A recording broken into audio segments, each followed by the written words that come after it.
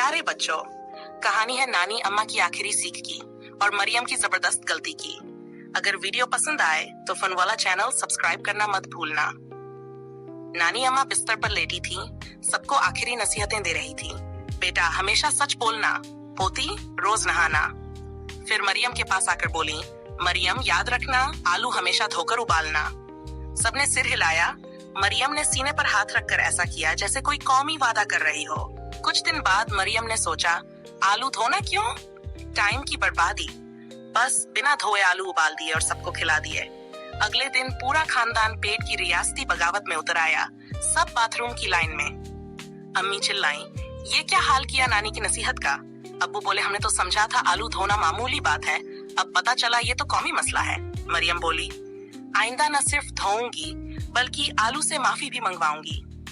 सीख, नानी की बात को मजाक मत समझो, खासकर जब बात आलू की हो। अगर वीडियो अच्छी लगी हो तो बच्चों लाइक जरूर करना और चैनल को सब्सक्राइब भी।